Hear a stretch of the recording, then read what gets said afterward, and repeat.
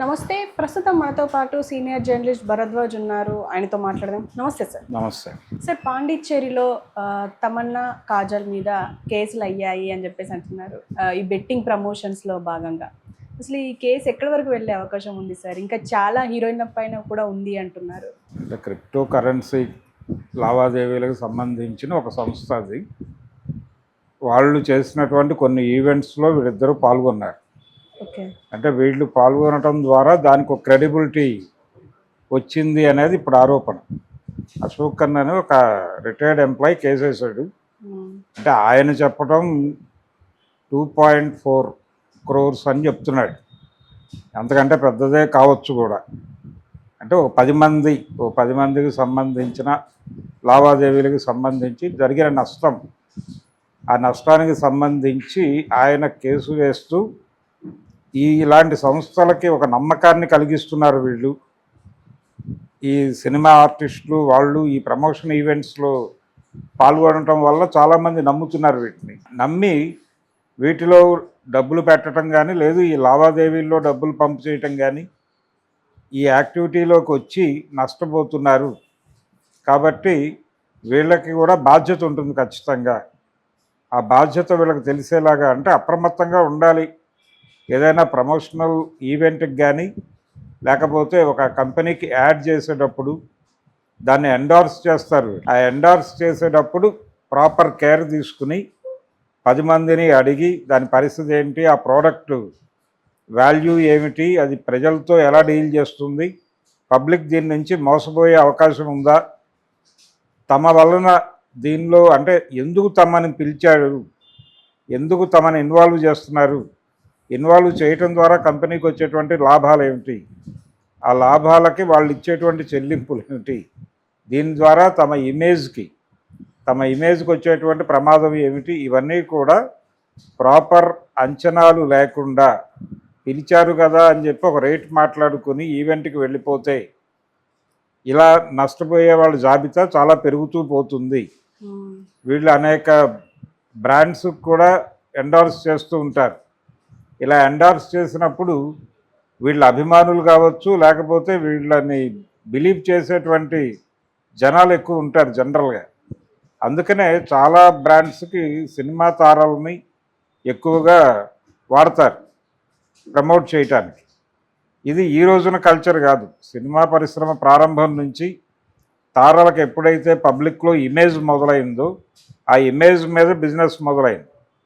గతంలో ఒకసారి కూల్ డ్రింక్స్లో రసాయనిక పదార్థాలు అని చెప్పి ఒక చర్చ జరిగినప్పుడు చిరంజీవి గారు అప్పుడు థమ్స్అప్కి ఎండార్స్ చేస్తున్నాడు. ఆయన చేస్తున్నటువంటి టైంలో ఈ ఆరోపణలు వచ్చినప్పుడు ఆయన వెళ్ళి, నేను ఆ ల్యాబ్కి వెళ్ళి పరిశీలించి వచ్చాను, అక్కడేం లేదు, ప్రమాదకరమైనటువంటి పరిస్థితులు అయితే లేవు అని చెప్పి అక్కడికి వెళ్ళి చూసి బయటకు వచ్చి మాట్లాడటం, అదంతా వీడియో తీసి వీళ్ళు దాన్ని కూడా పబ్లిసిటీకి వాడుకున్నారు. కాబట్టి అలా ఒక్కొక్క సందర్భంలో ఒక్కొక్క సెలబ్రిటీ మీద ఇలాంటి ఈ ఎండార్స్మెంట్లకు సంబంధించి వస్తూ ఉంటాయి. అది ఇప్పుడు వీళ్ళ వంతు వచ్చింది. తమన్నా, కాజల్ వీళ్ళిద్దరి మీద పాండిచేరిలో, అది కేంద్రపాలిత ప్రాంతం కాబట్టి అక్కడ కేసు పెట్టారు. ఇప్పుడు వాళ్ళు ఎలా హ్యాండిల్ చేస్తారంటే లీగల్గా ప్రొసీడ్ అవుతారు అంతే. వాళ్ళ కౌన్సిల్ అపీర్ అవుతాడు. అపీర్ అయిన తర్వాత వాళ్ళు ఏ నమ్మకంతో ఎండార్స్ చేశారు, దానికి సంబంధించి వాళ్ళ దగ్గర ఉన్న రీసెర్చ్ ఏమిటి, వాళ్ళ జ్ఞానం ఏమిటి అనేది చెప్పే ప్రయత్నం చేస్తారు కోర్టుకి. దానికి సంబంధించి నష్టపరిహారాలు ఇలా ఉంటాయి. అతను కోరింది కూడా అదే. ఓకే. నష్టపరిహారంతో కూడినటువంటి శిక్షలు అన్న పద్ధతిలో మాట్లాడాడు పిటిషనర్. కాబట్టి కోర్టు దాన్ని యాక్సెప్ట్ చేస్తే పిటిషన్ లేదు, ఇది పొరపాటున జరిగింది, కంపెనీ ప్రొజెక్షన్ బాగానే ఉంది కానీ అనుకోకుండా ఇలాంటి టర్న్ తీసుకుంది, వాళ్ళు ఎండార్స్ చేసినప్పుడు పరిస్థితికి ఇప్పటి పరిస్థితికి తేడా ఉంది, ఇలాంటివేవో ఆలోచించి ఒక లైన్ కనిపెట్టేటువంటి ప్రయత్నం డెఫినెట్గా వాళ్ళ తరఫున డిఫెన్స్ ఎవరైతే అపీర్ అవుతారో వాళ్ళు ఆ మార్గాలు తవ్వి కోర్టు ముందు అవన్నీ దాఖలు పరిచిన తర్వాత వీళ్ళ ఆర్గ్యుమెంట్కి ప్రాసిక్యూషన్ ఆర్గ్యుమెంట్కి మధ్య మెరిట్స్ ఏమిటి అనేది చూసి ఫైనల్గా ఒక కంక్లూడ్ చేస్తారు ఈ కేసుని. సో ఇప్పుడు కేసు అయితే వాళ్ళ మీద నమోదైంది, అది కొనసాగుతుంది అనివార్యంగా. కానీ సార్ అంటే వీళ్ళకు అంటే సెలబ్రిటీలు ఇన్ఫ్లుయెన్సర్స్ కాబట్టి బాధ్యత అనేది ఒకటి ఉంటుంది కదా, మరి అదే చెప్పింది, బాధ్యత ఖచ్చితంగా ఉంటుంది. ఆ బాధ్యత తెలియటం కోసమే కేసేసాను అంటున్నాడు ఆయన. ఓకే. అంటే మీరు దేనికి పడితే దానికి, ఎలా పడితే అలా ఎండార్స్ చేస్తే అలాగా చేసే ముందు మీరు దానికి సంబంధించినటువంటి ఒక పరిశోధన చేయాలి కదా. దీనికి సంబంధించి మీరు చేసినటువంటి పరిశోధన ఏంటి, మీకు తెలిసిన విషయాలు ఏంటి కోర్టుకు చెప్పండి. ఓకే. కోర్టుకు చెప్తే కోర్టు కనుక అవి సముచితంగా ఉన్నాయి అని భావిస్తే మిమ్మల్ని ఈ కేసు నుంచి విముక్తుల్ని చేస్తారు.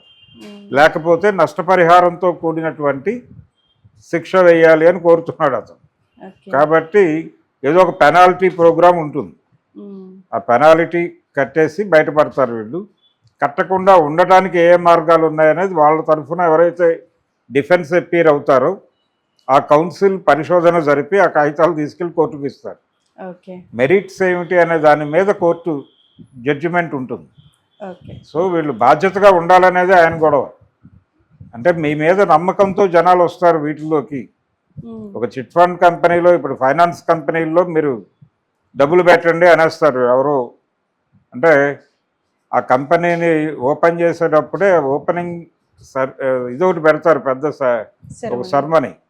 ఆ సెర్మనీ సందర్భంగా వీళ్ళు చాలామందిని ఇన్వాల్వ్ చేస్తారు, రాజకీయ నాయకులను ఇన్వాల్వ్ చేస్తారు, అలాగే ఈ పబ్లిక్ సెలబ్రిటీస్ని పట్టుకొస్తారు. పట్టుకురావడం ద్వారా ఏ వ్యాపారమైనా జనాల్లోకి ఇంజెక్ట్ అవ్వాలంటే ఖచ్చితంగా నోన్ ఫేస్ ఒకటి కావాలి. ఆ నోన్ ఫేసెస్ని ఒక 4-5 ఏరియాల నుంచి పట్టుకొచ్చి పెడతారు అక్కడ. పెట్టిన తర్వాత వాళ్ళ తాలూకా ప్రభావం, ఆ రోజు వాళ్ళని చూడటానికి జనాలు వెళ్తారు. వాళ్ళని చూడటానికి వెళ్ళారు కాబట్టి ఆ ఏరియాతో కనెక్ట్ అవుతారు నెమ్మదిగా. అది ప్రోగ్రాం. ఒకసారి ఎప్పుడో నెల్లూరులో ఒక జనరల్గా అన్ని సినిమా హాళ్ళు ఒకవైపు ఉంటాయి, ఒక 3 సినిమా హాళ్ళు వీటికి పెడగా కట్టారు, ఒక కాంప్లెక్స్, మాగుంట సుబ్బరామరెడ్డి గారు. అది జనాలకు అలవాటు చేయడానికి ఏం చేయాలి అని చెప్పి ఆయన ఆలోచించి ఆ ఓపెనింగ్కి అప్పటి సినిమా నటుడు ఎన్టీ రామారావు గారిని పిలిచారు. ఆయన చూడటానికి జనాలు ఎగబడతారు కాబట్టి అలవాటు అవుతారు దానికి. అదే ప్రోగ్రాం ఎవరిని పిలిచినా. ఆ పిలిచిన చోటకి వీళ్ళు వస్తారు, వాళ్ళకు కొంత పేమెంట్ ఉంటుంది ఖచ్చితంగా. ఆ పేమెంట్ తీసుకునే వస్తారు వాళ్ళు. ఆ పేమెంట్ తీసుకోవడానికి ముందు ఈ వ్యాపారంలో ప్రజలకు ఏమైనా నష్టం జరగబోతోందా అనేది మినిమం ఆలోచించాలి. మినిమం అంటే అది బాధ్యత, అదొక బాధ్యతగా గుర్తింపజేయండి వాళ్ళ చేత అనేదే ఈ అశోకన్ అనేటువంటి పిటిషనర్ ఆర్గ్యుమెంట్. ఇది చాలా సందర్భాల్లో చాలామంది సెలబ్రిటీస్ మీద వచ్చిన కేసు, కొత్త ఏం కాదు. వీళ్ళు ప్రతిసారి అడుగుతారు, బాబు మేము ఇరుక్కుంటామా, ఇది ప్రాపర్గా జరుగుతుందా అని. పర్టికులర్గా ఇలాంటి కేసుల్లో ఈ బిట్ కాయిన్ ఇవి ప్రమోట్ చేసేటువంటి వ్యవస్థ అది. ఇక్కడ చాలా జూదం జరుగుతుంది. ఆ జూదంలో నష్టపోయే వాళ్ళు ఉంటారు, లాభపడే వాళ్ళు కూడా ఉండొచ్చు. కాబట్టి ఇదొక జూదం. జూదానికి ప్రమోట్ చేయటం ఏమిటి అనేది ప్రధానమైన ఆరోపణ. ఇది ఆర్థిక లావాదేవీలకి ప్యారలల్ బ్యాంకింగ్ వ్యవస్థ లాంటిది. ఇది క్లియర్గా జడ్జిమెంట్స్ ఉన్నాయి. బ్యాంక్స్ ఇవి కూడా వీటితో ఈ క్రిప్టో కరెన్సీ వ్యవస్థలతో ఎక్కడా కూడా కలవకూడదు అని ఒక స్టాండింగ్ ఇన్స్ట్రక్షన్స్ ఉన్నాయి. అందుకని అది ప్రమాదకరం, ఆర్థిక పరంగా అది ప్రమాదకరం అనే విషయం ప్రపంచానికి తెలిసి ఎలా ఎండార్స్ చేశారు అనేది ప్రధానమైనటువంటి ఆరోపణ.